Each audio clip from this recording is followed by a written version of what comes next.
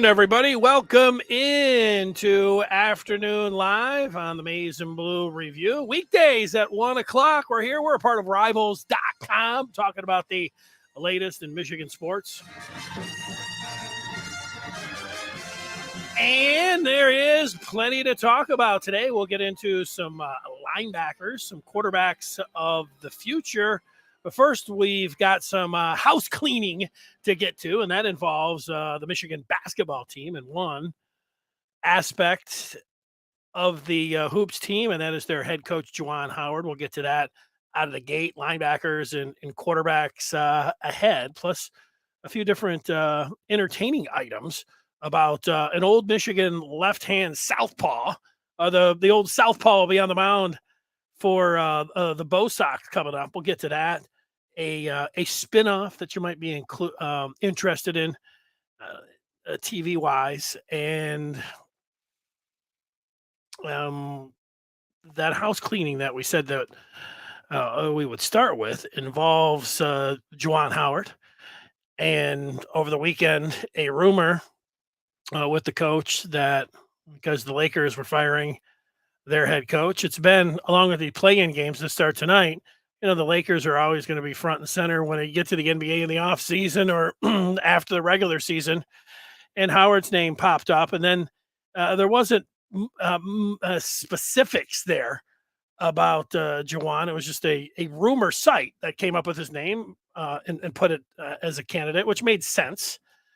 If you were out there and had to make up names or come up with names, while making up names, you had to come up with some names that could be linked to the Lakers head coaching job. Juwan, not a bad idea to go with Juwan. But then yesterday, you had Shams from The Athletic. And when Shams, when you follow the NBA, you know that Wojnarowski and Shams, these guys are directly linked into the league. And Shams wrote yesterday that among the Lakers' top targets, they went to Nick Nurse for the Raptors. But then he added that over the next several weeks, expect several other candidates to emerge, including Juwan Howard, who interviewed for the opening in 2019. Now, if you didn't know that Juwan interviewed for the opening, right before he got the Michigan job, that would have been news to you. I didn't remember that. I thought that he had interviewed for a couple jobs. Off the top of my head, I was thinking Minnesota. I didn't know it was the Lakers. So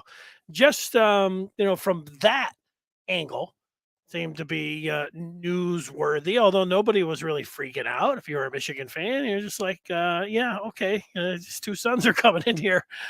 You don't believe it.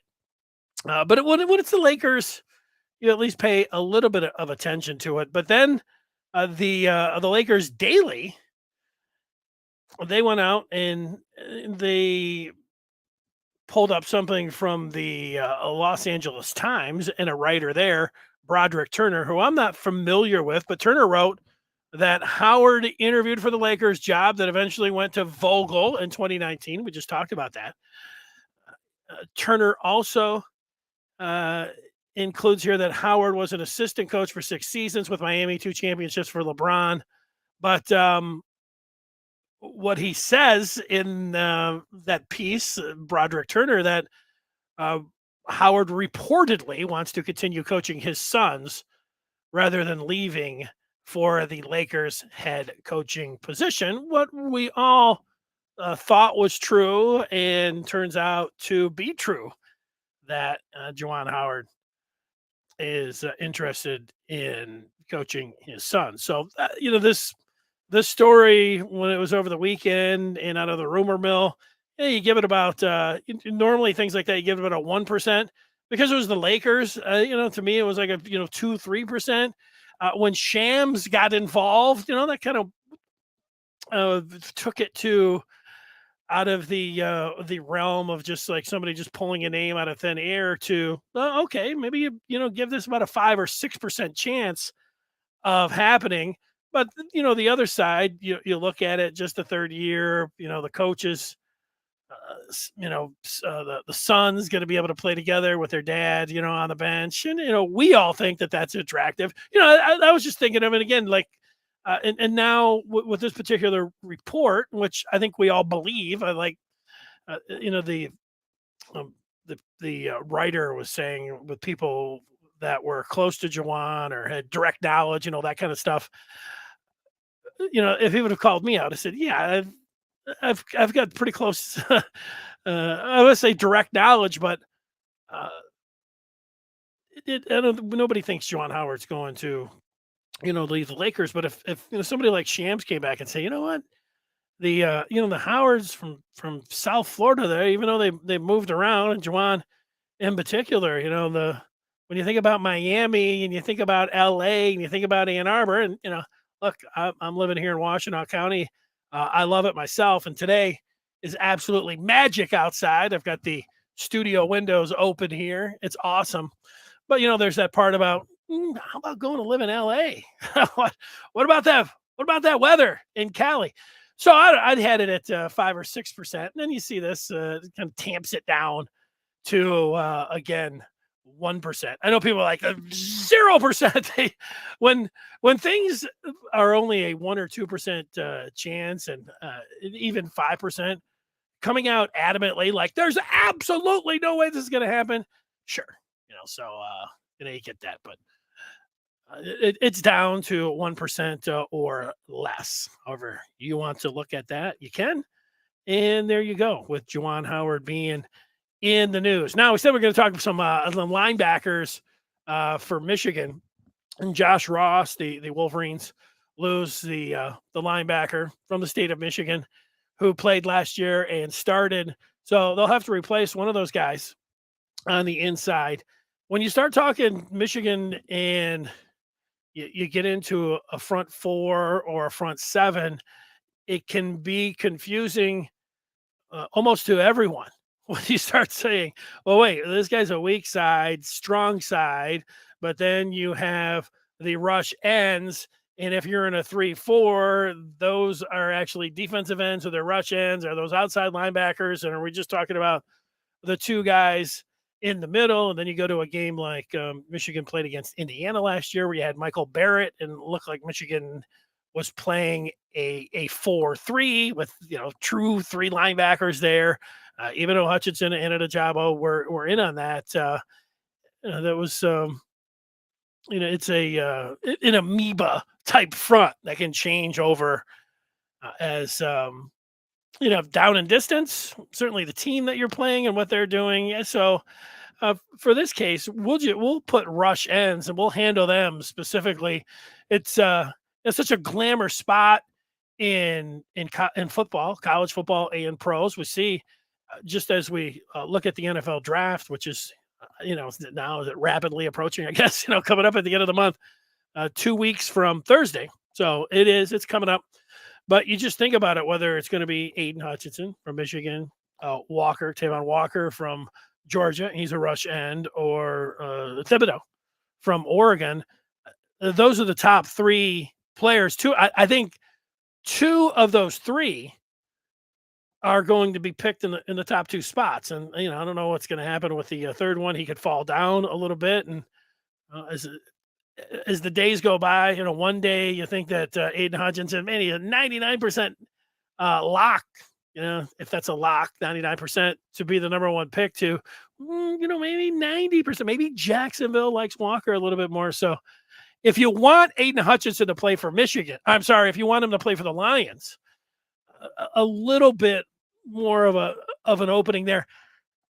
I don't want Aiden Hutchinson to play for the Lions. Now, my reasoning is, he's not like Aiden when he talked about the Lions. He wasn't like, oh, this is my hometown, man. I just love the Lions. I want to play for the Lions. He didn't say that. He wasn't really a Lions fan. He would enjoy playing for the Lions, but it wasn't like his dream or anything. So there is that part.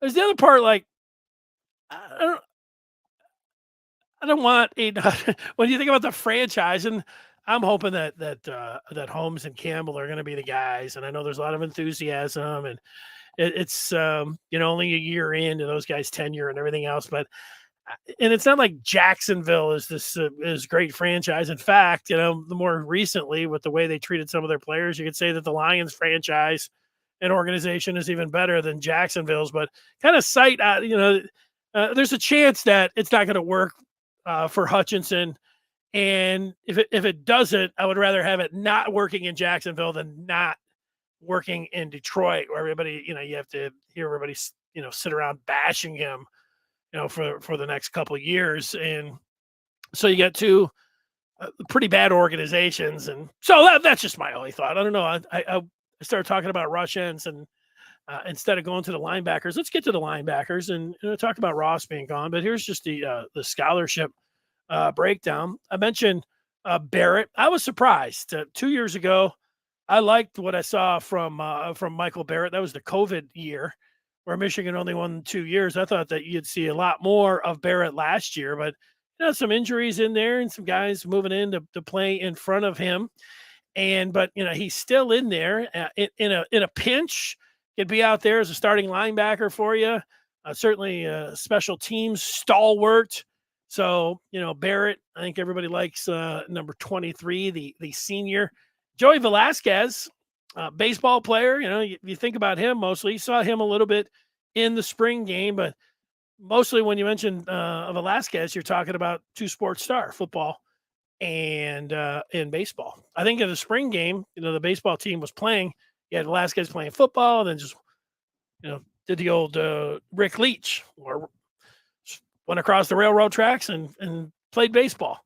Then you get to the 2020s over there, Khalil Mullings. We don't know if he's going to be a linebacker or running back. Maybe he'll go both ways. Nakai Hill-Green, Junior Colson, you see, it played as a true freshman in the spring game. Jaden Hood, Tyler McLaren, also in the spring, saw him out there. You get some guys coming in, including Jimmy Rolder, Deuce Spurlock, and you got Micah Pollard there listed as a linebacker. Rolder, you look at his tape, I don't know. For me, I'm not sure. I haven't done a lot of projecting incoming freshmen to get into the two deep or to make an impact. But considering Colson did last year, and there's always one that you think would get in there. I think out of the Spurlock Pollard group there, I think Rolder would be the one. He looks like he's ready physically. Can he put on a little weight there and be ready to go? That would be the one. And, I don't know if it's good news or bad news. Hey, he's a great player. Get on the field. Wow, Michigan must be thin if you can, Rolder can get in there and get time. But, look at Colson. He was able to do it last year, and that worked out pretty good for Michigan. If you're breaking it down starting-wise and looking at the two deep here, and actually this goes as a three deep. You have 41 and 26 will be there in the middle. I would, depending. You've got Colorado State for the opener, so I don't think Michigan needs to really. I think they're going to go with their what you'd say base defense, but you can reward guys in the spring for the opener. However, so if Barrett or Mullings did something where you could get those guys and reward them as starters, the carrot there for a fall camp. But really, I think mostly when we talk about starters, it's whether you want to get to the non-conference and just blow right through that and go to Maryland, or really for me, go to October 1st. That's going to Iowa. Everybody expects Michigan to go 4-0. They'll be double-digit favorites in all of those games to start the season. It's very it's a nice schedule, manageable, easy, whatever you want to put it. And so a 4-0. Who's going to start against Iowa October 1st? I would put Green and Colson there, but you see Barrett, Mullings, intriguing. Hood and Velasquez, and then with the outside chance of somebody like Jimmy Rolder. I wouldn't think that Rolder, and he wasn't in for the spring, would leapfrog a bunch of different guys and have him in the two deep. But again, you get back to this easy schedule that Michigan has here, and you could see all of these guys playing a lot in these first four games, including those three freshmen that I talked about. Going through there because of just how manageable those first couple games look to be here for Michigan. Let's just be honest about that. So that's it for the linebackers. And, Colson, is the leader there. Guy playing as a true freshman last year. Great job for sure. Let's see what we've got here. Yeah, there it is. The two deep for linebackers. I had that one up there. Oh, I went back up. I was wondering. I was like, what's that one? All right, we're going to get to the recruiting side, and I was looking on Twitter and the Maize and Blue Review. That's who we are here. They had a visitor come in and take some pictures, and Julian Sayin is a quarterback. Just saying. How many times we're going to do that? A lot.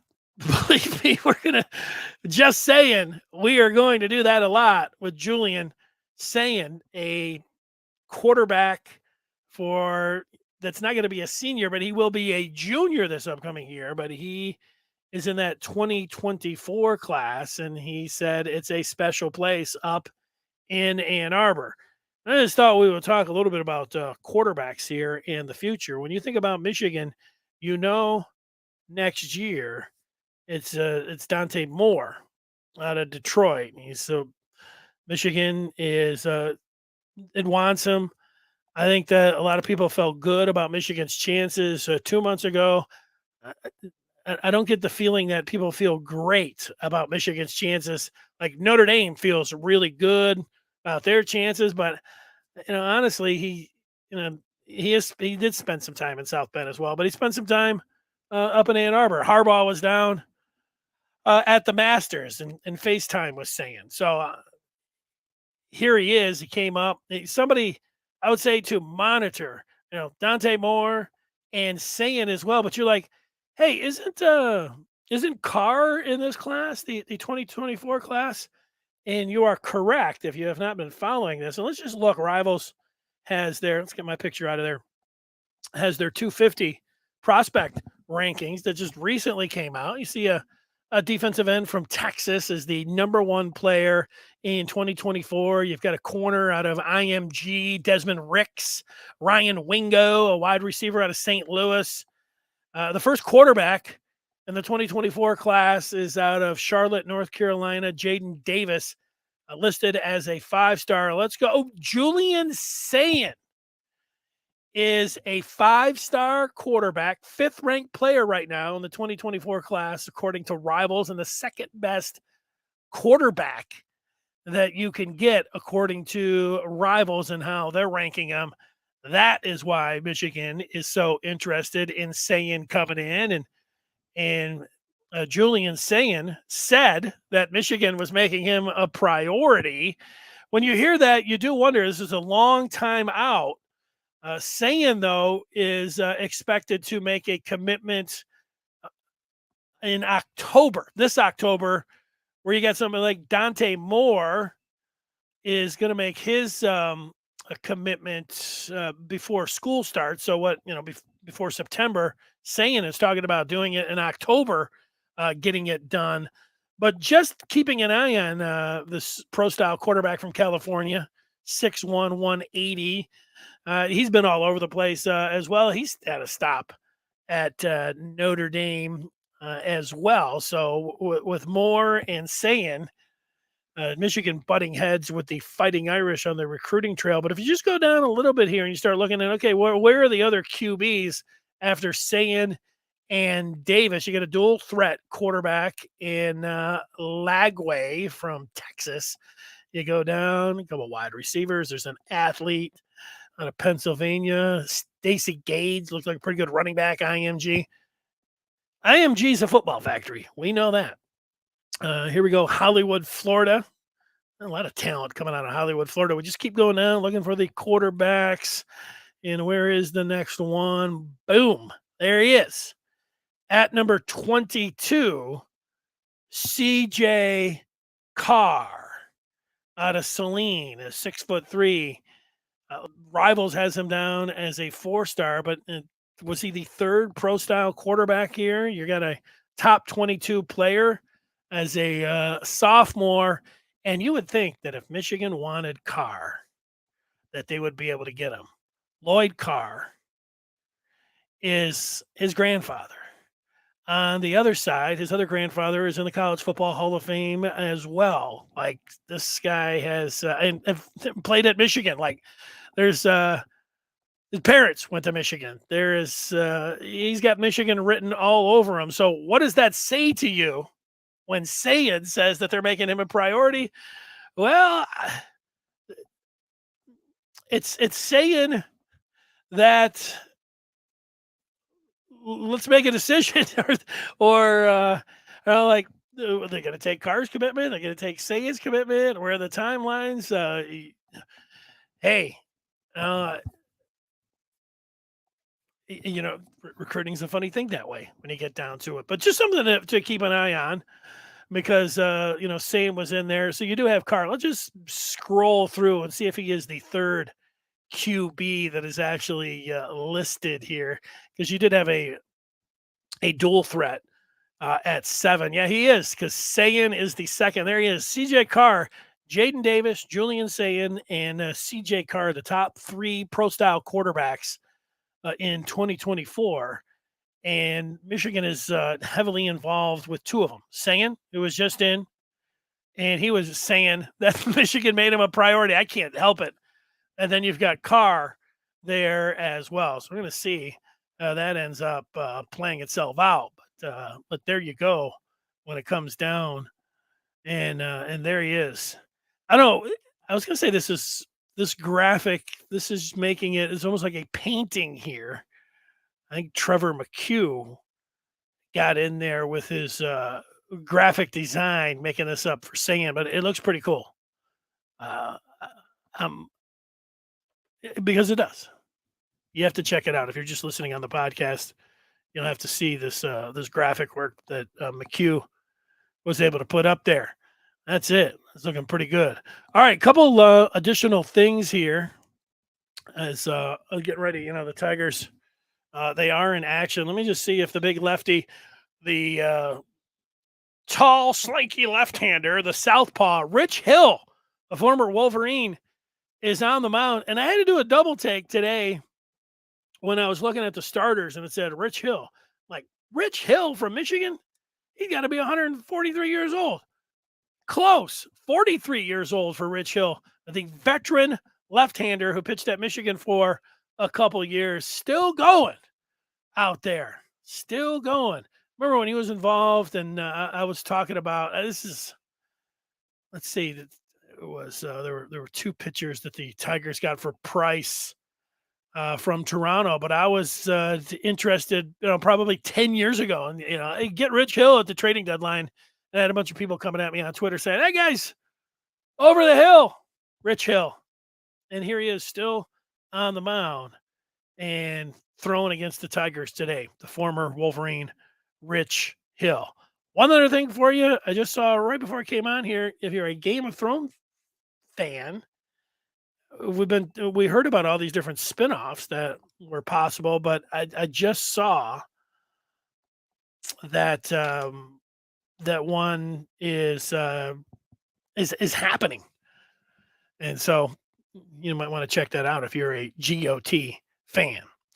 If you're a fan of Michigan, you should join up the Amazing Blue Review and get involved there on the Wolverine Den with us every day. So we're talking everything in sports and entertainment, and then but all as you might expect with a real intense focus on Michigan. Tomorrow we'll look at those edge rushers, and a little bit of that will be involved in the draft as we got Jabo and Hutchinson and where they might land and who will fill their shoes for the Wolverines. That's tomorrow here on Afternoon Live. I did say yesterday that I was going to talk about how worried Michigan fans should be about recruiting, and I don't think you should be worried. Like people, like you tell people like to be worried, and they're worried if they're not worried, and it's a part of being a fan. Like I was worried about the team, I was worried about recruiting. Last year, as a fan, it was, I think, very satisfying, talking with Michigan fans, being able to go to the college football playoff. There had been so much, heartache over the last more than decade with not being able to beat Ohio State, not being able to go to the college football playoff. It was grueling. And you don't have that, but you get accustomed to, as a sports fan, being upset and worried about your team and how everything's going sideways. And you don't have that with the team coming off the Big Ten championship. Me telling you to enjoy it and don't worry about anything until October the 1st, people aren't taking that advice. Like, you tell people to stop, smell the roses, but and this is where you get into recruiting. People want, I would myself like Michigan to be number one right now. I would understand that if you were saying what would be the best thing for Michigan. Yeah, having all 5 stars and, being number one right now, because, that would be greasing the skids for others. And you'd start talking about, instead of even having a top 5 class, hey, maybe they can have a number 1 class. And, you could really see the fruits of, getting to the Big Ten. That has not happened. But I still think that this is in the early portion.